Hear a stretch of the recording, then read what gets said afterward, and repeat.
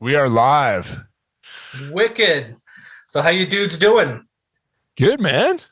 Pretty good. Sipping on a Bud Light. Oh. I will bow to no sponsor. Well, let's start there because I mentioned this. I don't know if you remember, Dan, but I mentioned Brewhouse Light. Yeah. Always even shot you some beer money being like, get this and drink it, because it's not very often that, metal dudes are touting light beers. So if you're into light beers, this is what's up. Brewhouse Light. Okay, so we did that episode where we tested. It was like five different ones, but that was not one of the ones that made it in there. So maybe we'll have to redo it. Blind taste test. I'll be honest, you'll taste it and you'll be like, I don't really get it. But what it's great for is for drinking really fast. That's what that's what we found with the Bud Light. It's like I have a theory that the craft beer is like unregulated, right? Like it's regulated, like food and safety standards are probably in place, but how often is the brewery checked for that, and like how diligent are the tattoo covered dudes who are like in there just like, I don't know. And then I drink like 2 craft beers and I wake up with a headache and I'm like, oh my God. And then it's like I can have as many Bud Lights as I want and I wake up and I'm like need a glass of water, but mostly Exactly. It's the way to go. I'm a believer, boys, with partying with the light beer. It's just awesome. Yeah. It's cheap. It's cheaper. It's less calories. It's easier to drink. Well, yeah. Cheaper if you're drinking 20 of them as opposed to, it's true. 5 of them. It might work out to be the same. Yes. Yeah. It might. Friday night cheers, we had boys. Cheers. Cheers, brother. Cheers. Hey, there we are. Friday night we were at a wrestling event. I had 4 tall cans, and I was getting pretty cross-eyed. They said 5%. For all we know, it's probably 10%. Yeah, that's another thing too. It's like how often do they get tested for how accurate? I mean, maybe they do, but I don't know. That's probably my theory. Percentage of batches, right? It's you take the average, and you just happen to get the one from the bottom of the barrel that's like twice the alcohol. It's like the only time I've ever had. Sorry, Simon, go ahead. It's like the liquor in Mexico. Like people go down there and get alcohol poisoning because the Bacardi's not actually Bacardi, and it's like thinner. As long as it works. So, how many of these guest podcast things have you guys done now? You're number 5. Okay. You're the final guest. Oh, the final one, eh? Yeah. Yep. All right. I'd say something about saving the best for last, but who knows? I mean, the last one was pretty interesting. I think we'll probably put them out sequentially as we did them. And the last one was very let's say interesting for sure. All right. Well, what am I trying to top here? What's going on? Well, the topic was going to a what would you call it? Not like a fetish ball? Or yeah, it was like a fetish. What do you call it? Convention. Oh, but the fetish was, like dudes dressing up like babies. Oh, okay. Now which I mean, we were we're like, oh, whatever. It was interesting to talk about, but it was like we weren't expecting it at all. Yeah. No, I'm. And how did that come up? That's what she's doing. She's going to this thing. Yeah. So she's got an interesting job then. Yeah, I think she's made part of that community in some way. So right, interesting stuff. But yeah. Okay, yeah. So try your best to top that. It's gonna be tough, boys. It's gonna be tough. I got nothing like that. What I know about adult babies, I've seen a documentary on YouTube before, and then I mention it to. I mean, again, nothing. I guess we don't kink shame, right? Yeah, but it's odd. It's different for sure. Yeah, it's different. So yeah. I guess I don't want to say anything bad about someone who's does that professionally, but interesting. Yep. I mean, to each their own. Yeah. Yeah. That's where we'll leave that. Congrats on the new album. I'm sure everyone's said this already. The album rocks. People are loving it. I know I'm loving it. And I just love it when you guys take chances and do new things. You guys are friggin' shred, and it's super rad. So congrats for the new album. It's awesome, dude. Thanks, brother. Appreciate that, dude. Yeah. And the extra thanks for putting Death Wish and Strangelove on there as the bonus tracks. The unlisted bonus tracks.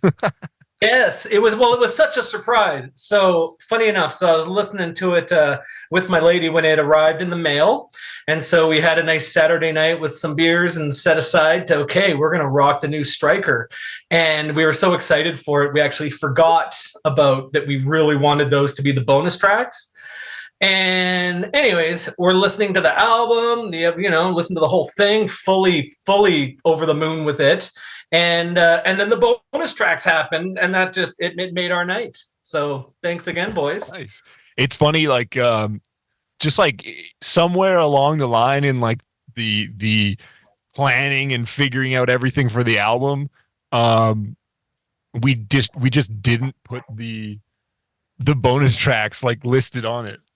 So they're just there, like nobody knows until they play it, which is kind of funny, actually. I don't know. It's pretty cool. Kind of cool. Like I remember when Nevermind came out, and I ran through it. And what the last song is, what Territorial Pissings or something, and then there's like 15 minutes of silence, and you're in a yellow CD player, the Walkman or whatever it's called, Discman, and all of a sudden the secret song came on. Nevermind, and I thought that was amazing. I'm like, whoa. So I started checking every album I bought as a kid, trying to see if there were secret songs, and I think there's a handful of classics did that, but it's pretty cool if you were there in that era. I most definitely was. You may see there's some rockin' pictures behind me. Those are original from the 80s that I had up in my room when I was a little kid.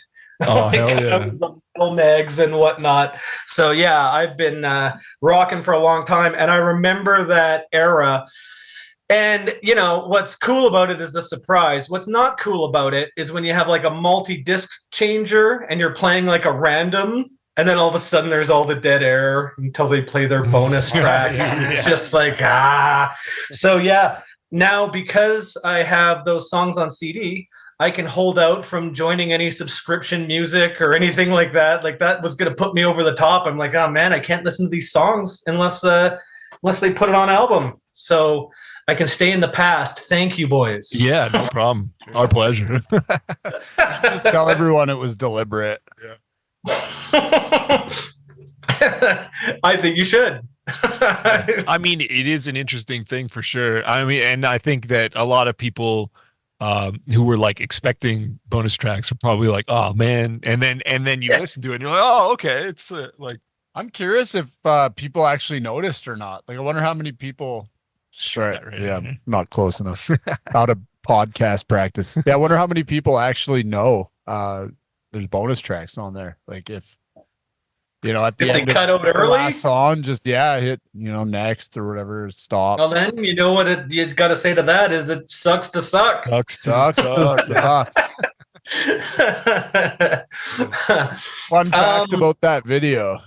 So I actually got KO'd. The power bomb. Oh no way! And it wasn't like blackness. It just it was a period of white, and then laid there kind of on my back, and then all I hear is "It's Kurt."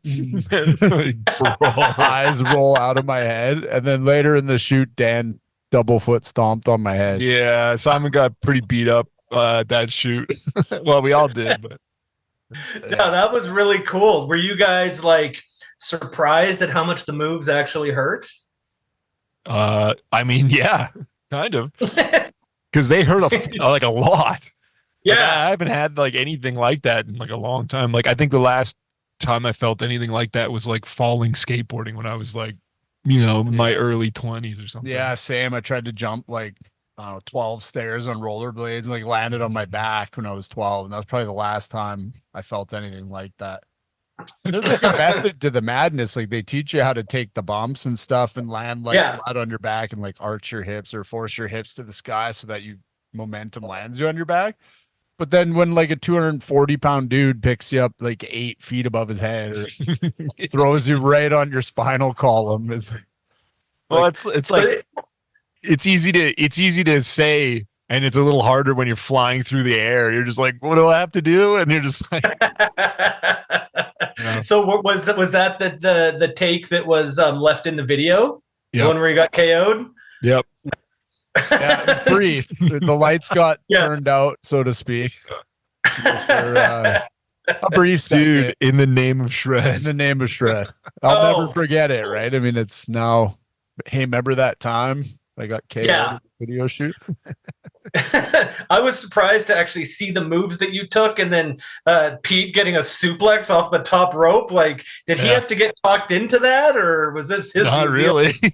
Pete, No Pete's like a natural. Like he's just got like he could have easily been a wrestler. Like if he had skipped music and went to like wrestling academy or whatever, he'd just be a pro wrestler by now, probably. It suits his personality, and obviously he's fit guy. Physique can take it. And oh yeah, well, our little Hulk Hogan. That other video where he's working out and all that. Dude, doesn't that look insane? Yeah, I know he likes to do his flexing on stage, and good on him. But then seeing that video was just like, whoa. He started getting serious about working out, and then we were just thinking of like, what stuff can we put in the video? And Pete's like, oh, and so we were like, well, I was like, we gotta light it from the top down so you get the shadow, so you look like so jacked, and it was like hilarious. Yeah, it worked. These videos have been so fun. Yeah. That's the whole album, like the whole process of making the album was awesome. In studio was just like so much fun. The 5 weeks, the videos have all been so much fun to make. And I don't know if you noticed, but like when you listen to the album, could you hear like that we were having fun making it? Like, did that come across at all to you? Or I think Strikers kind of always oozed fun, and it's kind of just amplified even more so on the new album. So yeah, I think it shows.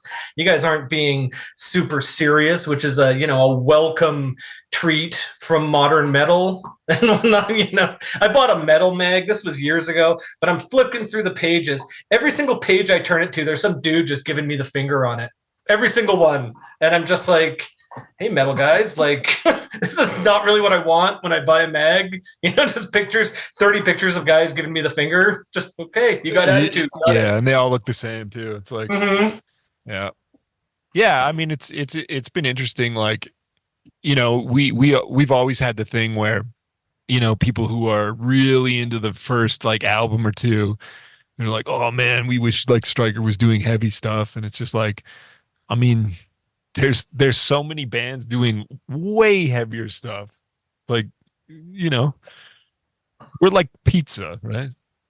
Like if you want to go get like a fucking crazy, I don't even know what would you compare like a brutal heavy thing and be like, I don't know, fucking meat lovers, like 5 days worth of sodium, and we're like the we're like the regular good time pizza or something like that. Barbecue. Well, I think your sound is still heavy. It's just fun, It's not heavy and serious and depressing and angry, and don't get me wrong, I like that kind of metal too, but I like different flavors of metal.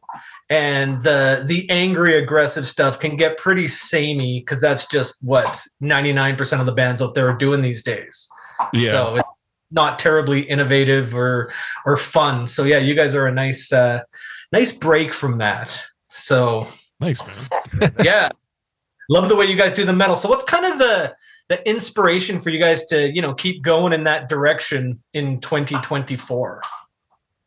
When people have forgotten how to have fun by the sounds of things. Yeah, I don't know. We even like, it's funny because even when we think about getting like serious about we're like, well, we're gonna be like, we're gonna do like a heavy album or whatever. It never like comes out that way. Like our natural tendencies are to like, goof around and like have fun and like I don't know. I think it's just like who we are as people. Yeah. I think it's like The personality coming through. yeah. Yeah, it speaks to the authenticity of like the songwriting process. Obviously, like Dan's, main songwriter. I contributed a bit on the album, and like nothing was deliberate. We didn't sit down and go, okay, we got to make a song that sounds like this, so we can cater to these people. It's just we just wrote the songs that we felt were the right songs, and Yeah. narrowed down the list of what was it, 70 or something, Yeah, down yeah. to 11. Whoa. Not 70 full songs, like so 70 like ideas, Yes. basically. Yeah. Some of them were just like one or two riffs combined, and some of them were like fully fleshed out. Like, but Yeah. That last song, the last bonus song, the Take the Money and Run. What's the story with that? so that's like the third one. So we recorded that along with Death Wish and Strange Love, and we just never released it. We just sat on it. Okay. And then Because I was we because had weren't you it. guys supposed to do a cover song? No, like so like the Kickstarter cover songs, you mean? Yeah. Yeah, those will be separate. 'Cause Okay. we can't like we have to like clear the like the what do you call it? Like the copyright and stuff like that to Yeah. print it on a CD and stuff.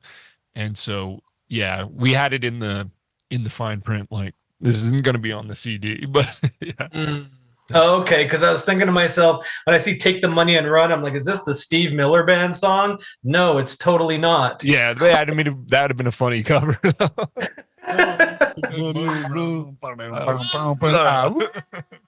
So I was about this close to buying that Have You Guys Do a Cover Song tier, about this close.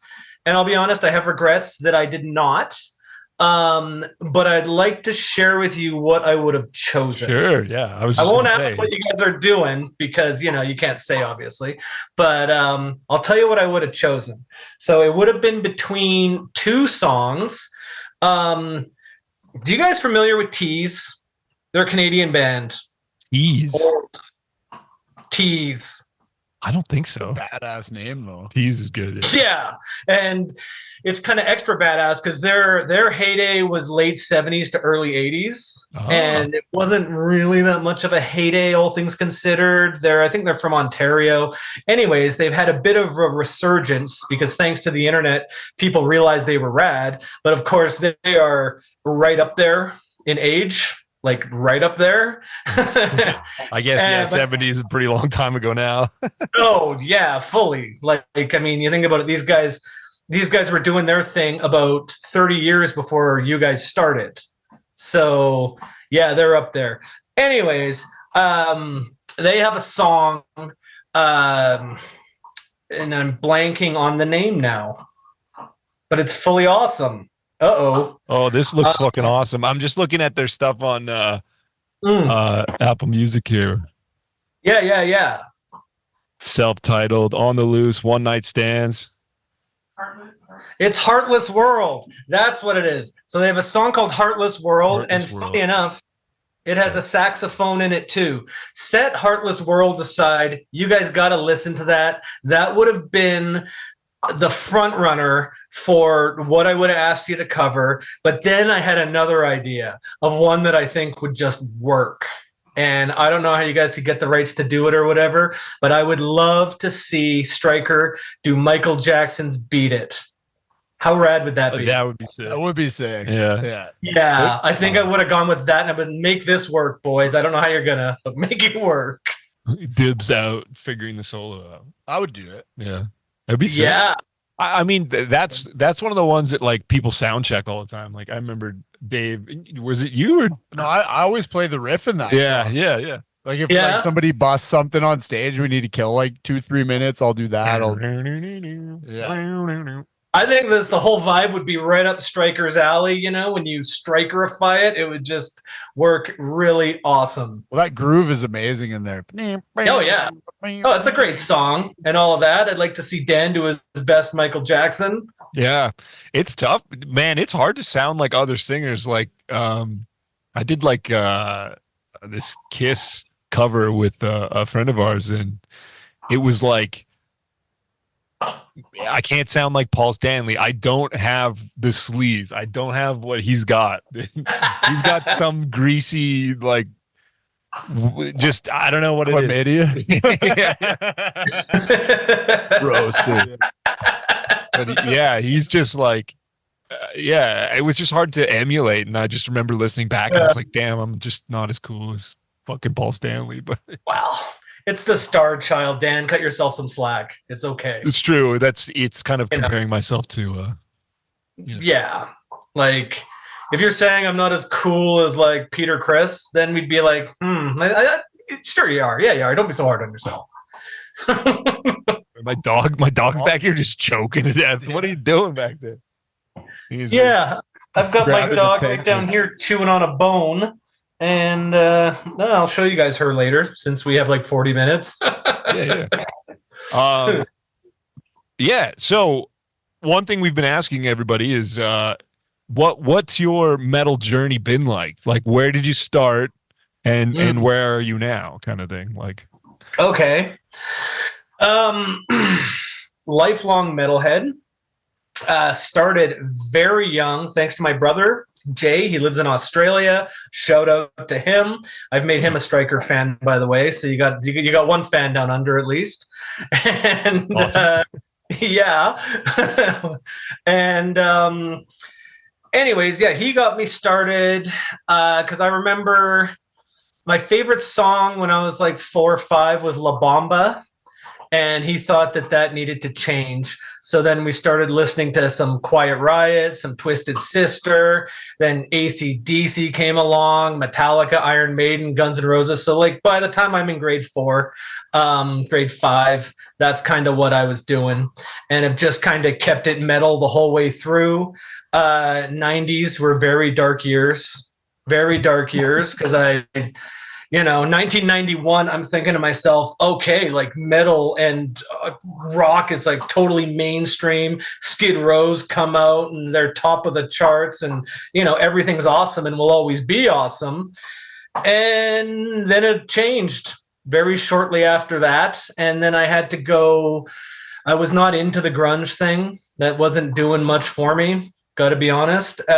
So then it was time to explore power metal in Europe. Started listening to Halloween, things like that, and probably stuck with that, like maybe even a little later than I should have, because it was only when I kind of emerged out of a cocoon and was working with a dude who was like, hey man, like you listen to Lamb of God and Trivium and stuff like that. And I was like, no, I don't really listen to modern music. That kind of a thing. And he's like, well, check this out, Children of Bodom and whatnot. Because I kind of thought I was over the growly vocals because I hit the Cannibal Corpse and, the Slayer. I hit that really hard, Morbid Angel back in the day. And then kind of was like, okay, I've seen where this goes. I'm good. And new metal, barf. It's coming back right now, dude. Oh, I know. I know. And Metallica, I'm one of those guys that stopped after the Black Album, and I have hard feelings, and anything they're doing is not really working for me.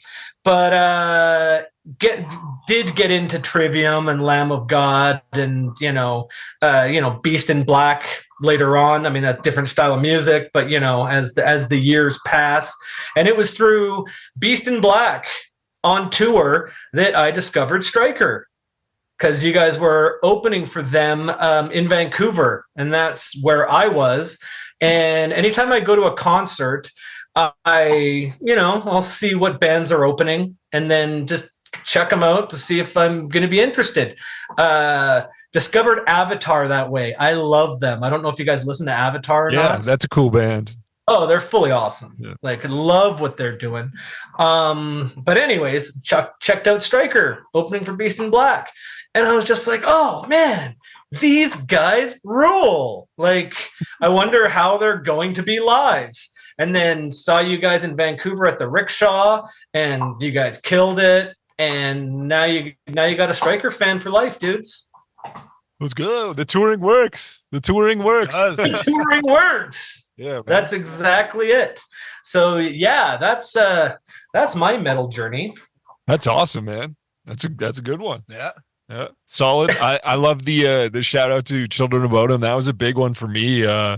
When I was in high school, getting into like guitar playing and stuff, and then yeah, Children of Bodom was like a huge, like, all of a sudden it was funny. The first time I heard it in Guitar World magazine, it was the Bet You Can't Play This thing.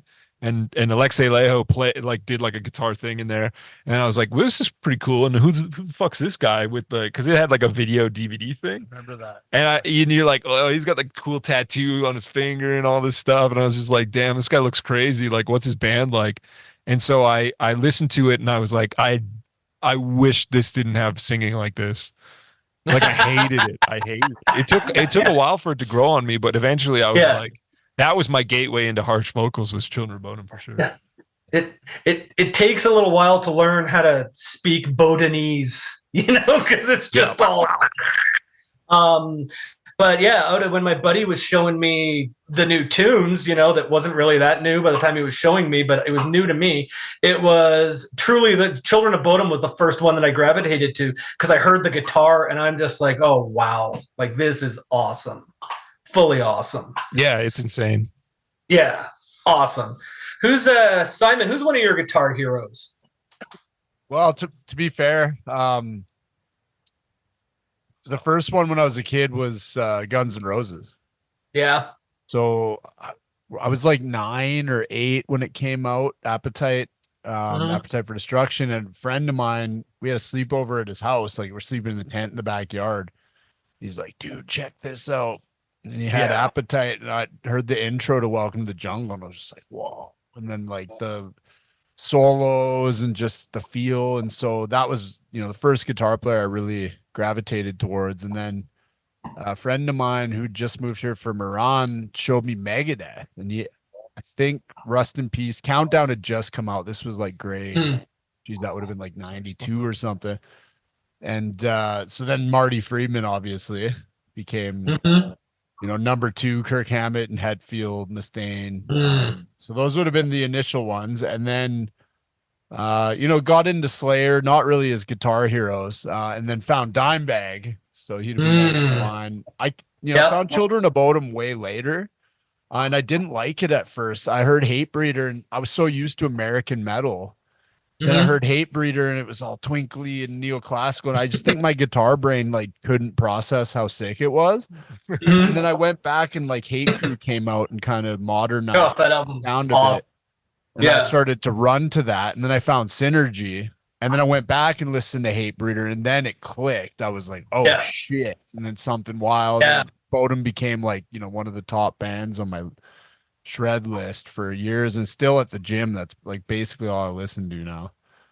That's a good call. What's funny about metal is that, and I think I don't know, maybe I'm speaking out of turn here, but metal's so awesome, but a lot of the time it needs a little bit of time to sink in. How you hear it the first time is not how you will hear it, the 100th time. And maybe you need 20 to 50 times before you love it. Simple as that. And so sometimes sharing the awesomest metal can be difficult because it's a lot to ask. Can you listen to this 60 times and then get back to me on how you like it? Because with other styles of music, it's generally you listen to it once and you know what you're getting. Yeah, do you guys? My brain processed like you said, my brain took some time to process it because I was just used to, I wanted it to sound like Dime or, Metallica or Megadeth. And it was something totally different from a different part of the earth with different influences there and classical scales and, stuff that I just wasn't used to. And then, of course, as time went on and I got better at guitar and I started to just fall in love with it, I was like, holy shit, this is the greatest. Rest in peace, Alexi. Yeah, oh, for sure. He was a troubled guy, unfortunately. I remember seeing him live a few times, and probably the last time he was thin, like shockingly thin. Yeah. On And the Hex tour. yeah, Yeah, same. When they played Union Hall here, I remember like a bunch of my friends, local artists, were all there. We're all looking at each other like, Jesus. fuck. Like the whole room was somber. And they were like kind of fighting on stage. I don't know if it was like that where you saw them, but you could like sense the tension on stage. And now they talk about it openly in the interviews that, yeah, shit was going down. But you just see they were scowling at each other and between songs and like, crazy. That's crazy to think about, you know, like imagine being on stage with dudes in your band and just being like so fucking pissed at them. yeah. Oh yeah, and one guy's on the road to ruin there, and yeah, it's pretty tragic. I guess, you know, nothing could have been done to save him from the stuff he was going through. Probably the same thing that made him such an amazing artist, though, too, right? Yeah, for sure. Yeah, double-edged sword. Yeah. Well, some of the things that like artists I've played with in the past, like some of the things that make them such amazing, you know, performers or things they're good at it are the same things that make them like a nightmare to deal with. Right. Yeah. I mean, that could be a big part of Axl Rose's brilliance, you know, although, and I love Axl Rose. He was my favorite back in the day and all this sort of thing, but that dude cannot sing anymore at all. Like, it's bad. And it's He's really not Vince Neil bad though. No, but for Axl Rose, who was always like, I mean, he could be hit and miss back in the day a little bit, but sometimes just some of the most stellar vocals came out of that guy. Vince Neil, you always kind of knew where you were with him. Like, I mean, Motley Crue rules, don't get me wrong, but you're not there for Vince Neil. Like, you're there for kind of the whole package. Yeah. So, yeah, Axl's not delivering the goods anymore, I'm afraid. No. So is there a time when, you know, how does an artist know to just pack it away? You're done. You can't do it. I don't know. Well, I just saw like a quote from Bon Jovi who said like I think he's having some sort of problems with his voice. Totally. And he's just like, if I can't do it, I won't do it. And I'm like, fucking right. I mean, like as a singer, it's like if you get sick, nothing feels worse than like getting on stage knowing you're sick and being like, you know, I'll just choke my way through this set, and then by the end of it, you're just like, fuck. Felt so bad for you in Minneapolis. Oh my god, that was like right. So that show with Beast in Black, this is like, you know, the tour was long and the drives were really brutal, and then wasn't that when you got COVID? Yeah, so like my voice was like shot, and then like I was like, I think it's just from like overuse or whatever. I go to sing, I literally could not sing. Like my voice was just like, like it was just creaking out of me, like the worst thing you could ever hear. And I think the sound guy might have like turned it down or something, like because people came up and were like, that show was fucking amazing, and they were like so stoked. And I was like, really? And then like right after the show, pretty much like Tim and I immediately just like quarantined ourselves because we're like, dude, something's not right. Yeah. Because Tim was feeling it too. And then the next day when we got up, did the test for COVID, and sure enough, it was that was the first time I've had it. Yeah, I think me and Pete got it like a week later or something. Yeah. Once we got back, it's just like, it's inevitable though, like, you know, at the No, it is. And it's a gnarly thing. I had it and I was feeling it for a few months. Like, I can't imagine being a singer and having to kind of feel those symptoms. Like, you're done. Well, I had like a Morgan Freeman voice. I was like, like really deep, fucked up voice for like a while. It's funny because at the time it's like if you have COVID, you have to go directly home. You got to leave the U.S. like immediately, basically. And then when you get through the checkpoint or whatever, the border, you have to like, you know, tell them, you know, that's why you're leaving or whatever. And it's like, even if I wanted to fake it, if they talked to me, they would know immediately because I was like, I remember they got mad. They like the public health authority called us, like the federal health authority, whatever it's called, Health Canada, called us while we're sitting at the border, and then like started to berate us a little bit, like politely and professionally, albeit, but about like how we should have just quarantined in Minneapolis at what $1.40 on the dollar for 2 weeks. Yeah. And just bankrupt ourselves. We're like, no, we're going home. And they're like, Yeah. okay, drive straight home. Yeah, but to be fair, I had to quarantine for 14 days at home during the Oilers playoff run. So I was just like in the base. I was like in the basement, and it was like the government was like, you know, they were supposedly going to call and check and make sure you were there and that you weren't fucking around or anything. But I was like, yeah, no problem. I'll sit in the basement and watch hockey for like 2 weeks, whatever. I had it really bad on our Euro tour. So did Tim. I was like sick the whole European tour 2022, and I got better like a few days before Vakken. Yeah. I was just like dead in the back of the van, and these guys were like partying with Bjorn Stritt, soil work, and the guys. Like I had to go to bed. Like, what was that in Baden and Blut Festival? I love soil work. I wanted to hang, and I like right to bed medication. Yeah, COVID was no fun, man. No fun. Yeah. No, real deal. And I mean, I know you guys are obviously vaccinated because you're traveling all over the place and whatnot. I was vaccinated too, like as much as you could be. And I wonder either the vaccines like totally didn't work, or COVID would have been way worse if I hadn't been vaccinated. I will never know. Yeah, there's no way to tell, right? Yeah. We almost didn't go to Europe. We're going to check into our flights, and fucking Air Canada flagged Dan. It was like, you haven't had your last dose within 270 days. Yeah, like I had got the 2 original doses, and then it was like, I think I'm good. Like, and then the next one was like optional, and I was like, whatever. Like, I usually don't get any like of the flu or anything like that. I'm just like, whatever. I don't probably need it. And then like, because of the rules with like even just checking into your flight, you had to have like within a certain number of days, 270 days. Yeah, it was like just outside of that. Yeah. So, and then I didn't realize that you go to check in literally the day before. So I had to go get a rapid test that was like one of the ones where they could like, it would cost like $200, and it's like they have like some sort of sealed proof that you got tested.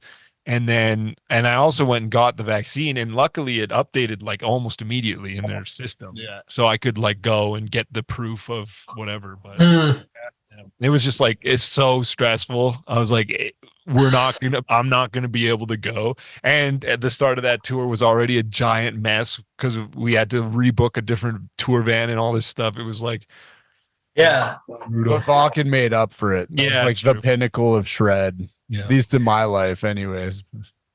I watched that performance just the other day from you guys. Friggin' awesome seeing you guys there. I've never been there myself, but it's a bucket list thing to go there and check that place out. Yeah. I can't say enough good things about it. I mean, we were lucky, like the weather was like perfect. I think like this last year it was like a mud pit again. Like, so it's sometimes it is, sometimes it isn't, but like, man, like I went in 2008 and it was like a zoo, and now it's so much more organized. Like the bathrooms are way better. Like everything's just way better now. It's one thing to live rough, but you want your bathroom situation to be on point. You know, that's just. I went in 08 as well, and this is like, we knew each other like from the local scene or whatever. I played in a different band, the Order of Chaos, at the time. We didn't hang at that point, but we were like, you know, mutual respect type thing. And I didn't see these guys there, but my main memory of that was there was like a lake that had formed. It rained the one day, and there was a lake that had formed somewhere down by where the old beer tent or the party tent was. And there's people like swimming in it. There's chicks mud wrestling in it. And then if you walk upstream, there's literally like, it was like a piss river that formed that lake. People just thought, oh, there's water, it's hot, you know, I'm gonna go for a swim. 17 Becks in them or whatever it was. Becks back in the day. Yeah. Becks. Yeah. It's It's totally worth going though. I mean, like, especially if there's a lot of bands you want to see, like, man, you can cross off so many bucket list bands at a festival like that if you're just like, you know, if it's the right lineup for you. Like, I mean, we got to see Priest play, but I've seen them before, but it was sweet to see them play. Yeah. And then like Merciful Fate played, which I was just like, I never thought in a million years I'd ever see Merciful Fate. I was like, they're never coming to Edmonton, and I'm never gonna see them. Yeah. So that was really cool. Yeah. Yeah. How is King Diamond live? Does he pull it off live? He was awesome. Yeah. I mean, I had a couple beers in me, so I couldn't, you know, who knows really. It was awesome. It was awesome. Yeah. Like the band ruled too. Like they had Armored Saints bass player, and he was just like killing it. Yeah, he held it down. The stage looked awesome too, like the setup. I can't remember exactly what it was, but it would fit like the whole. Yeah, it was the evil. whole motif, It was satanic and evil. Yeah. Of course. Yeah, Europe's the place for that kind of thing. I remember, oh God, this probably would have been like 95-ish. Oh, so just hang on one sec. Hold that thought. We'll have to stop the recording, and we'll send you another link, and then we'll start it up again. Okay. And we're back. Okay. Sidebar here, gentlemen. From Crashing Podcast. Yeah. Shane. This is Hey Stephanie. guys. Hi Simon. Hi Dan. Hey, how you doing? Yeah, good to see you. This is our little doggy. She wanted to be on the podcast badly. Nice. Dan, do you remember wishing Stephanie a happy birthday? Yeah. That went over video. That's such a great gift. Loved it. So that was really, really cool. Yeah, absolutely. Anytime. All right, every year. Yeah, sure. Okay, what was I gonna say? Mid 90s, and I'm listening to the local just rock station in Vancouver. That's where I was living at the time. And anyways, they were having this promotion where you could see any band in the world anywhere that they were playing if you win the contest. And so I was thinking in my mind, oh, what would I do? And not, maybe I should have entered the contest and maybe I would have won. But anyways, I still thought about it. And then I heard the winner, and the winner blew my friggin' mind. Because again, this is 1995 and you just didn't hear stuff like this in Vancouver. They asked, hey, who do you want to see and where do you want to go? And the guy's like, I want to see Manowar in Sweden. And I was just like, yeah, that's awesome. That's so sick. That is Manowar in Sweden. Of course, the radio people are like, who? What? Where? Yeah. Where do you live now? I'm in Calgary. Oh, okay. Yeah. So I float around Vancouver and Calgary and whatnot, but Calgary is the home base. I was just in Calgary like 2 days ago. Oh, were you? Yeah, fishing in the Bow River with my buddy. Nice. How'd it go? Oh, it was awesome. I had the biggest fish of my life fought it for like 5 minutes. It took me like 100 meters out to the river. I got halfway in and then it snapped the line and shot the indicator back in my face. The thing must have been probably like 8 feet long, Oh, at least. Great white shark. Yeah, it was definitely a shark. At least, clearly. It was a hammerhead shark. It's huge, whatever it was. I hadn't had a fish on like It's like an old boot or something. Yeah. No, it ran. Probably an otter or something. Yeah. Well, that's rad. Do you guys get out to Calgary much? Oh yeah, here and there. I was just down there shooting a video for Traveler. I assume you know Traveler, but Yeah, what I know of them, I've learned on the Striker podcast. Dave Arnold, your former bassist, Traveler. Yep. I'm paying attention. That's the guy. Yeah. But that's all I know. I haven't actually heard them. Yeah. You probably like them. They're like traditional metal stuff. Yeah. Yeah. Cool Yeah. dude. Shredders. Always open to checking out new things. So I wanted to tell you guys an interesting way in which Striker has impacted my life. Okay? So I was starting a new job. I used to be an armored truck guy, go around doing bank machines, moving money around, blah, blah, blah, blah. Got a new job as a 911 operator. Oh, nice. And yeah. And so anyways, that's kind of a scary job to start because it's pretty crazy with how it goes down. And it's a 3-month training process. And right at the end of the training process there, I had my practice call taking exam, and you're not allowed to fail these things. If you fail these things more than once, you are done. And that's just how it goes. And so anyways, probably I think the right before the call taking exam, there was a Striker concert that weekend up in Edmonton, the one you guys did at the Starlight Room. Would have been the end of 2022. Oh yeah. Yeah, that one. It was with Riot City and Ravenous, maybe that one. Ravenous and Siren. Yeah, right. Yeah, and funny enough, I bought a guitar off the drummer to Siren. There's a fun fact. Oh, nice. Because I didn't even really know that. I'm like, oh yes, Siren. I've heard of that band before. Hey, I know that dude. I remember that because he was like, "Yeah, I got to go outside," or he was like, "I got to go downstairs and sell this guitar." I remember that.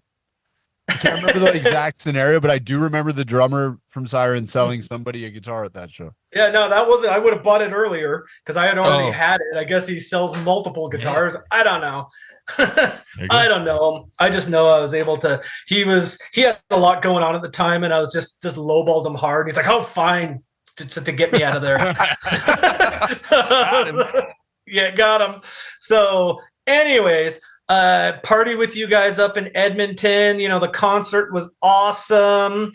That's where I was rocking so hard that Dan, you gave me your jacket. Oh yeah. I didn't know what to do.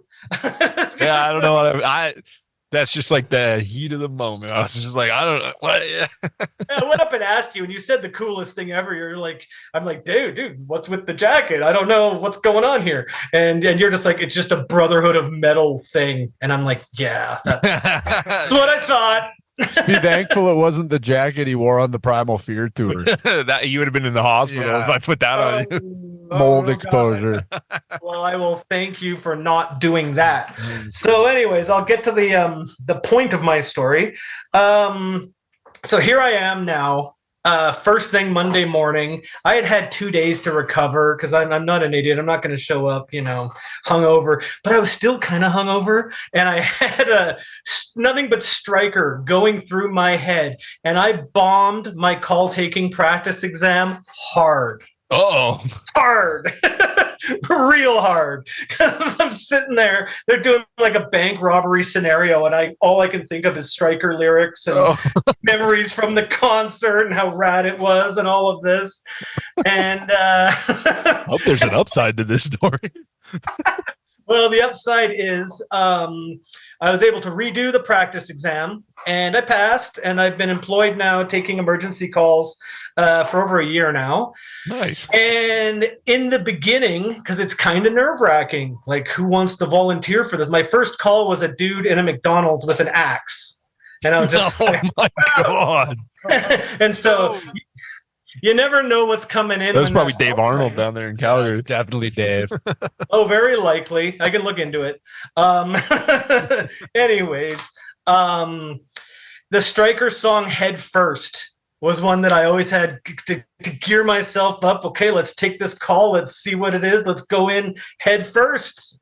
Yeah, man. So that song was on my mind and inspiring me to do the scary call taking stuff that thankfully now is just routine, but it's kind of scary at first for sure. Yeah, you feel desensitized to that type of situation now? 1,000%. Like, just another day. No. Yeah, sure. There's a guy with an axe there, pal. Well, yeah. Well, it's you get it all day long. Lots of crazy stuff and whatnot. So yeah, but it is scary at first, and Striker helped me get through it. So nice, man. Boys, the music has an impact more than you even know. Yeah, it's always good to hear, man. Like, I've had the occasional person come up and be like, they'll lay something like super heavy on you. They'll be like, I was like depressed and like thinking about killing myself. But then I like listened to your music and then I didn't do it. I was like, Jesus. I'm like, okay, sick. That's awesome. Yeah. Like that is heavy. Yeah. It's like, yeah. I never know how to feel during, I'm not a very like intense person. So it's like people like come up and say stuff like I'm this like, whoa. Sweet, dude. Oh my Just god. give him your jacket, man. Just give him your jacket. Put this on. Better. Yeah, man. Nice. So just a question about the 911 operator Sure. job. Do you have a different outlook on like society now? Good question. Not really, because I always knew this nasty stuff was going on everywhere. But now I understand how the system works. And I think any further comments would have to be done on the Patreon page because. I see. Okay. Yeah. So, but yeah, no, not really. I knew people were awful, and it verifies that people are super awful, and it makes me extra grateful that I came from a good family. So yeah, that's kind of where that lands. I know you've only been doing it for a couple of years. Ray, you said 2022 is when you got. Yeah, just a bit over a year.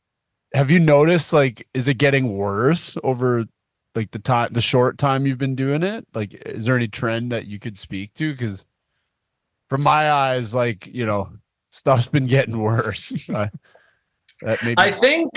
mean, things have been getting worse, no question, over the past like 10 years. That's something that my coworkers have kind of, because I've asked them that very same question. And, there's so much more social disorder out on the streets. And like the drugs that are going around nowadays, like it's no joke. And, it debilitates people. There's no being a functional meth addict. You know what I mean? Like you're down and out, and it's taking a toll on you, and you're probably not coming back if you're too deep into it because it fries your brain. So these drugs have caused an epic problem. The high rents cause a lot of problems that's going on. And there's a lot of mental health calls, tons and tons and tons of those. And so I think that's probably the thing that would be kind of changing the fastest during my time there is just it's gone from a lot of mental health calls to off the charts amount, but they're coming up with like 899, I think it is a new helpline if you're feeling suicidal, things like that. And they route calls to us, once it reaches a certain threshold and whatnot. So, they're trying to get help out there, but I don't know. It's a tough thing. Get these guys on some Striker albums. Yeah. Well, yeah. That's right. We'll pitch that. We'll pitch that to the local MP. Like, you should take a listen to his album and see what that could maybe do for the people. What do you think about that? Well, I do know I want to say sucks to suck on almost every call, but I cannot. Well, this guy with an axe at McDonald's sucks to suck. Yeah, exactly. First is not about axe murdering. At least I don't think it is. No. That's about just giving. Yeah. So was there any kind of singular inspiration behind the album? Did you have anything premeditated in mind about what you wanted to do with the new album? Or was it, we're going to go feel it out and create it together kind of thing? Yeah. Well, I mean, all the songs that we wrote for the album were like sort of from like super long ago. Like, say, Sucks to Suck, we wrote that in like 2020 or something like that. And then it just reemerged at some point. Like, we just had like a big file of demos. And, it's like you would actually, that one, like, I woke up one day with it stuck in my head after not hearing it for like 2 years. And I was like, it's a sign. We should take a look at this song. It's a sign. Yeah. Like, I was like, so random. Like, I hadn't thought about it in like, literally like 2 years. And then I woke up and it was stuck in my head. I was like, what is that? So I don't know. We started rethinking about it. And then, but yeah. And then like Best of the Best of the Best, that was written like a month before we went to the studio. Yeah, I remember he texted me. He's like, I was walking the dog and I came up with a sick chorus. And Yeah. then I heard he like kind of tracked it or whatever, and it sounded awesome. And I think we reworked the verse or something. It was Yeah. on the treadmill. I was like, it needs a new verse. And Yeah. came back with version 2, and that's basically what it was now. And then Pete's a great artist, and he added his flavor to it. Yeah, it was it's funny, like you know, the album like image and stuff is like that was all like after Right. we were like oh okay, the music's done, like what are we gonna like wear or whatever, you know, like it's Yeah, funny yeah. to talk about, but it's like every band does it, right? Like everybody's like, you know, it's never like an accident when a band looks a certain way, you know, Yeah. whatever. But like we're kind of like, well, we've done like the leather jacket thing for like 10 years. Like, what should we do? And Tim slowly, his personal style has just been getting crazier and crazier. And we're just like, I was like, Tim, what do you think we should do? He's like, I think we should do, you know, what we're doing now. And I was like, why not, man? Let's fucking do it, man. It's just like a fun, you know, like we're definitely influenced by like 80s style for sure. Always have been. And then like, Yeah. same with like the 80s wrestling and stuff like that. So it's just like it made sense for us. You should see some of the shit that we were wearing like early days Striker. I have snakeskin spandex pants, Yeah. Yeah. but they didn't last very long. I was like, Tiger's white leather. yeah. Like we used to like dress like so funny and just like, what are we doing? Then we toned it down, you know, we're like, and now we're just like, fuck it. Let's just do whatever we want. Yeah. So yeah, we're just having fun with it now. The racing jacket, Simon, where did that come from? So I was looking for like on Facebook. I was like, okay, I need like something, you know, jacket. Just kind of, you know, searching every day for Like a retro- racing jacket type of thing. Yeah, and then I saw that one. I was like, "Oh, sick!" Because I just ordered, like, I got a guitar endorsement through Jackson, so I just ordered the Bengal Tiger guitar, which is in a couple videos. That guitar is awesome, by the way. Love it. Pretty sick. Shout out to Yeah. Pat Caplatano and Mike Tempesta and all the Jackson boys. So I was like, yeah, I need something orange to match it, or at least contrast it a little bit. And then I saw that Marlboro jacket, and I was like, oh shit. And it was so cool. And I went and met the guy, and it turns out he just moved here from Ukraine. So like around the time the Russia invasion happened, he got out, ended up in Edmonton, and he was selling that to get some funds together. So it's actually like, you know, Eastern Europe. Because I don't think you would find that here. No, it stands out. Yeah. And it's hard to stand out when you got Tim in your band doing what he does. You know? The problem is like if I'm ever gonna use it live, I gotta take the lining out. Like we filmed the best of the best video, or at least my part. the hottest day of summer. And like I sweat, the sleeves were yellow in like 2 minutes. There's no way that thing would survive on tour. There'd be like Donald's barbecue sauce on it 5 minutes into the tour. Yeah. Who does the do you guys have like a regular cinematographer for your guys' videos or anything like that? Because just me. oh dude, like you've got a talent, man. Like fully, like your videos look awesome, and just the different kinds of shots. And I noticed that stuff, like when you're standing on top of the car and the sun's in the background, and you know, for best of the best there, I'm just like, that's a wicked friggin' shot, and it looks awesome. So kudos to you, Dan. Thanks, man. Attaboy. Good job, Dan. Talented dude. Yeah, it's kind of like one of those things like we just are trying to do things like at such a low budget, like as much, you know, save as much money as we can, because it's like it's so expensive to get out on tour and everything. Like, so, you know, yeah, the more stuff we can do. And I used to edit the videos. Like I used to edit a bunch of videos, like even all the way back to like Fight for Your Life. I think that's the first one I edited. And so I've done the editing for a long time, but then never done much of the filming. And I think the first one I filmed was Death Wish. That video. Yeah. And so then since then I've just been doing them, and then if we can come up, whoever can come up with an idea for what we can do, and then we're slowly upgrading our like camera gear and stuff like that. So it's been a lot of So fun, the- actually. It's like a The new Give hobby. It All idea. What's the genesis of that video? Because that video is something else, and it's awesome. You know, it's funny. I was just like, we should do like a turtleneck thing. We should do a turtleneck gold chains. Just because it would be funny. I mean, it was like the right vibe of the song. It's like, Yeah. let's do like an expensive thing. Wearing Tim's aunt's pearl. Yeah. Yeah. Movie magic, man. No, they don't need to know that. Yeah. Don't Now let me they see do. too much behind the curtain. Yeah. Yeah, that one turned out really well. It's like just a silly video, and I think we needed a video like that to sort of bridge the gap between like people's expectations and understanding that we also are in on the joke about like we put the saxophone in the song is very cheesy, but we're in on that. We get it.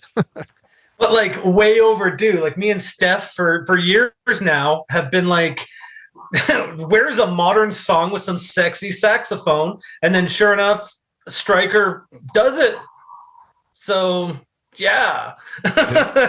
Really happy we got on board with you guys. Yeah, we're gonna need a full-time sax guy.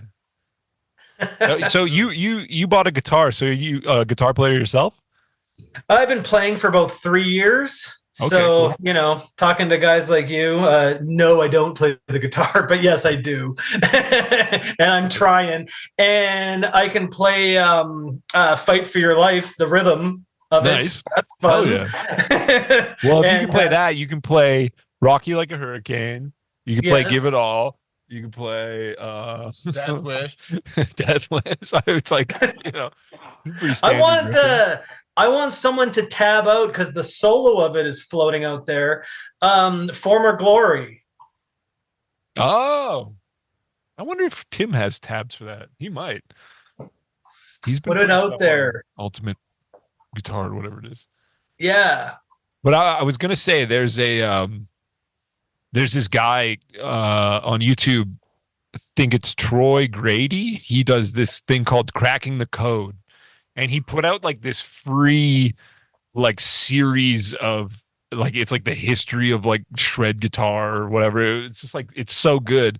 I think it's in that where he's talking about how saxophone took over for lead guitar in a certain point in like pop music.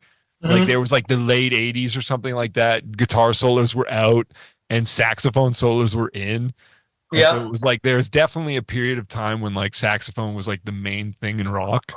Yeah, but it's been flatlined, since the no fun 90s, and then it never really made a comeback.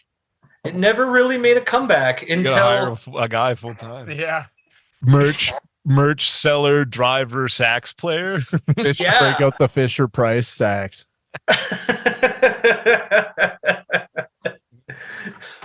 Yeah, that would be great. So, is there any surprises for this next tour? Or anything that you guys are thinking of doing that's a bit different? We're gonna switch up the set list. Are we? Yep. Well, I mean, it's up for debate still. We haven't finalized it yet, but I think that's what I would like to do. Play Yeah, some songs we haven't played in a long time. Yeah. Yeah, I'm on the same page. I want to like got the set list. The problem is when you have like so many banger songs, and then you've got Yeah. ones that are like videos, and those are the ones you're seeing first, and then they're disappointed when you don't play Fight for Your Life for the 10 millionth time. Yeah. So, Full speed or no speed. Literally, I've played full speed or no speed at least 1,000 times. oh yeah, At least 1,000. I thought of it like with rehearsals and the amount of shows we played. I've probably played that song 1,000 times. But it's ridiculous. So, is that Let's tough figure for out you, the set list.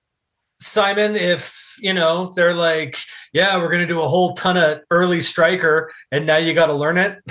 No, like I learned stuff pretty quick. I'm Yeah. fortunate I was blessed with a decent ear, so I'm able to pick up on it pretty quick. I also was a fan of the band. Like even though I've only been in the band as a permanent member since 2022, I did session with the guys late Mhm. 2015 till 2017 when Chris came back. And then that's my band- confusing to a new fan, by the way. yeah, That's confusing to a new fan. yeah, I've been around. Like my old band, the Order of Chaos, like we were sort of the other, not gonna say like big band in Edmonton, but like we, toured Europe and got around. So I'd always been, a new Striker. I was a fan of the music. I knew all the songs anyways. And so when I go to learn something, it's like I already have the song in my head. It's not like I have to go open, okay, I've never heard this song. Like I've heard the entire catalog a million times now. So yeah, that makes it easy. And then, Tim Brown comes in and fine tunes it. He's like, hey, you're playing that part wrong. Or so he's got, the ear for that. And we just work together and zero in on playing it perfectly. So yeah, to answer your question, it's not a big deal. For me, the Those solo songs are too easy, bro. well, the solos Don't hold are a back, different Dan. story.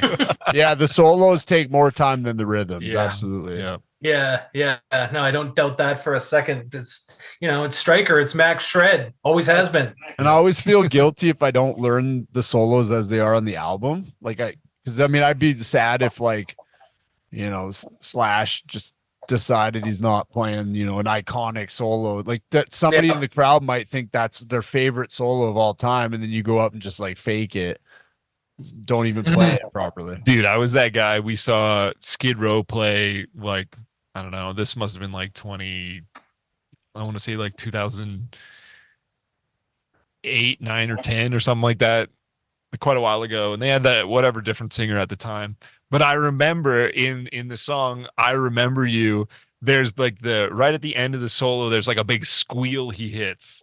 And he missed it live. And I was like, this fucking guy, dude. Klondike days? No, this is at Reds. Okay. Yeah. And like, I just remember just being like, fuck. It's the same guy. It's like Snake. Yeah, I was gonna or whatever. say. It's like him. Yeah, he just, it's just like one, it's easy to miss it, right? But he just did. I was like, fuck. Come on. Yeah. I'm looking forward to when I can have a good level of control over my harmonics because, as a new guitar player, that is very, very hard.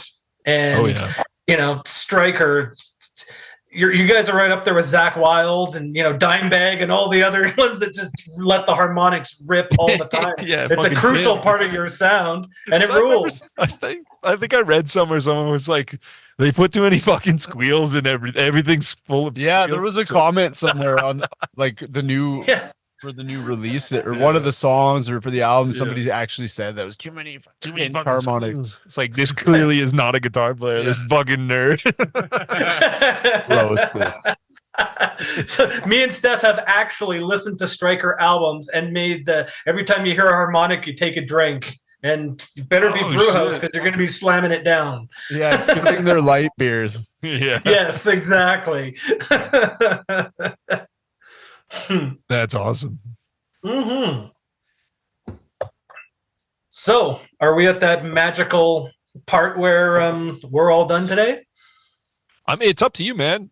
We got another, I don't know, however long it'll let us record for. So, up to you. If you need to be doing anything, we're chilling for now. Yeah, well, I can chill and finish this beer with you guys for sure. Yeah, let's do it. Didn't want anything to drag. I mean, we're still working on topping the adult baby thing. That's going to be tough. Yeah, that's just such a remarkable thing. Yeah, I've got another one for you guys. So these are two things that you can find on YouTube because they're not obscene or anything like that, but they're strange. And, one of them is the adult baby thing. The other thing, if you ever want to see something that's just kind of going to blow your mind, overage breastfeeders. Yeah. Roasted. Yeah. Odds he'll watch this and he won't. Oh, so we're safe to say anything then. Yeah, we can roast him as much as we want. Dude, Kate, this is a find from today. Look at this. See that? Dude, yeah, Zakk Wylde. Zakk Wylde with an Iraq sucks shirt on. Pre-steroid Zakk Wylde. Yeah. And then a buddy of ours sent us a video and he was like, go to 12 minutes and 30 seconds. Sure enough, it's Zakk Wylde at that age, doing like a guitar clinic or something like that, and he just says the most insane shit about Iraq. He drops like the F bomb, like he's like calling them that. He's like, those F bombs in Iraq. I was like, oh my god, this is insane, bro. Yeah, Like, lucky that's buried so on the internet. and I'm really glad that I'm from an era when everything I did as a young person was not on camera at all. Yeah. Nowadays you got to answer for it. And when I actually saw that picture of Zach Wilde the other day, and I immediately thought of my buddy who's from Iraq, and I was just like, I bet you he would not like this. You send it to him, be like, what do you think about that? Yeah, what do you think about That's that? fucked up. Yeah, man. Different time. Maybe that's why, the Confederate flag guitar starts to make sense. Oh, okay. So, like I said, these pictures back here are original. My room was just covered. Like there was not one square inch of actual wall. You can see it was all pictures. And I went to this place on Granville Street called The Rock Shop in Vancouver. Don't know if you guys had ever heard of that place. I think so, yeah. Yeah, it's got all tons of rock swag. It's been around for ages. And I'm glad I didn't get this because I almost did. Now, in fairness to me, this would have been probably early 90s, so we didn't know it was wrong. But there was this badass poster of this skeleton rising from a grave, big Confederate flag, and it said, "The South will rise again." And I almost bought it because I just thought it was a cool image. Like, wow, skeletons rule. Like, check that out. Exactly. Yeah. It was totally metal. I wasn't thinking, the other stuff. Yeah. And now I'm glad I don't have that. Or Pretty sure you can pictures get of me it with it. at every gas station in the lower, 7 states or whatever there. Yeah. Yeah. It's a troubled world we're in, and I don't know. I haven't been to too many of those places. I've been to Florida a few times, but I know you guys have been all over the states, and I'm sure you can talk about the differences in cultures. Yeah. I mean, like the funniest thing for us has just been the like you see the billboards. It'll be like all kinds of stuff. Like a lot of like, Jesus is real. It just says Jesus is real. Or it'll be like the like Dead embryo. yeah, it'll be like an embryo. It'll be like life starts at conception or whatever, like that kind of thing. And you're just like, damn, this is pretty extreme. Although if you drive down to Calgary from Edmonton, there's a big flat earth sign now. Like it's just like, okay. The southern US, there's we don't live in the States, so we don't really know the dark history. We don't live it the way they did, but like something about the southern US, I actually kind of like it down there. Like it's just Tennessee, that corner with like Georgia. It's like beautiful bass fishing, fireworks country. Southern hospitality is absolutely a thing. Mm-hmm. It's, and like Texas is rules. Buc-ee's. Yeah. And I mean, I'm sure there's a lot of places in Texas that are, way more progressive. I assume like all the big cities and everything are like, and I mean, we haven't seen too much like, we're going to the metal venues where most people who are there are like, fairly progressive or, and if they aren't, they're hiding it, so it's never, I don't think I can think of like a particular experience where I was like, oh, this is kind of fucked up. Yeah, I mean, we are like white dudes, That's true. Probably not gonna ever see it the way somebody else might. But you're not inviting the hate that other people can get down there. Yeah, for sure. Yeah. Do you think that metal crowds are progressive in general? I mean, that's the impression that I've always got. It's more like maybe none of them care. Like I like in the way that like I would assume most people who listen to metal are like atheists, And it's like, and if you're an atheist, you're probably less likely to be like a bigot because it's sort of like, well, you know, you don't believe in this thing, and that's what led most of those people to believe in this thing or whatever, right? So it's like, if you know, I would say it would be interesting to know like the ratio of like religious to atheist metalheads. Yeah, it's a mixed bag. I've seen both sides of it. Like there's really progressive people, and then there's, you know, There's not definitely calling out the black metal. there's crowd. there's some burzums out there. Yeah. But yeah, they definitely you know, practice what they're preaching, so to speak. Some of them, at least in my experience. Does Stryker have any political songs? Ones that maybe the meaning just sailed over my head. Anything you can think of that was Not really. I mean, it's maybe sort of. I mean, probably more like conspiracy theory songs than anything. Yeah, like stuff like that. That's Fear for president.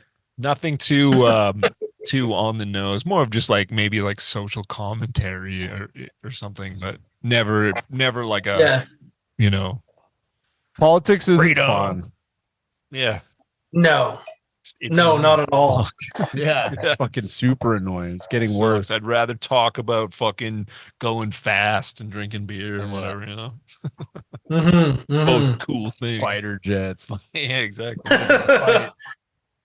Yeah. Who does is it Pete that does the graphics for Stryker? Like the shirts with, you know, like the race car and the Tyrannosaurus Rex and spaceship and, you know, all the rad stuff that No, Stryker's we got like a shirt guy who does that.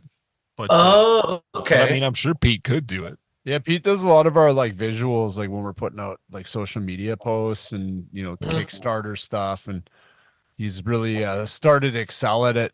He got into it, I think, during COVID, and he's really found a passion for it, and it's great to have that in the band because, hey Pete, we got an announcement, and he's not like, oh, you know, he's actually stoked to do it. Yeah, he's like, well, I'll try this thing on it, or and it's always sick because Pete's just, I've known Pete forever, and he's been a great artist as long as I've known him. And it's it just translates into everything he does that's artistic, whether it be like video concepts or designs or. So I'm sure he could make a sick ass t-shirt if he wanted to. So he didn't do the big shark with the Stryker beer and no. because that shirt rules. That was that Koki? It might have been Koki. Greenway is his Instagram. Koki Greenway, I think it is. He does lots of stuff. It's funny, like we heard of him through. There was the Edmonton radio, like the Bear 100.3, the Bear. They had like a sick shirt that was like this crazy bear, and you could see like the signature of who did it, or maybe Tim asked them or something who did the artwork, and they were like, oh, it was this guy, and then we got him to do a bunch of our shirts, and then we would keep giving him like these just completely insane like concepts. And he would send back a sketch, and we'd be like, make it more crazy. Put more fighter jets in it and shit like that. So more shred. Yeah, more shred. Yeah. Nice. Well, that's awesome. You guys have a rad thing going on, and I definitely appreciate the fan engagement like this. I think it's cool, Dan, that you're, you know, have answered texts that I've sent you in the past, you know, that kind of thing. Yeah. And I make sure not to abuse it, but I think that's fully awesome, dude. So keep meddling on, my brothers. Yeah, thanks a lot, man. Great talking with you. And you know, maybe we'll have you on for the group Centurion Zoom call that we were talking about the other day. Yeah, we'll have some show announcements sooner than later too. So we'll definitely be seeing you in the coming months, put it that way. Well, yeah, man. I will make that happen. If you guys make it happen, I'll make it happen. And Centurion, just say the word, dudes. All right, dude. All right, man. All right. Well, good rocking with you. And I'll catch you out on tour. All right. See you, man. Support, brother. Appreciate it. All right. See ya. Yeah.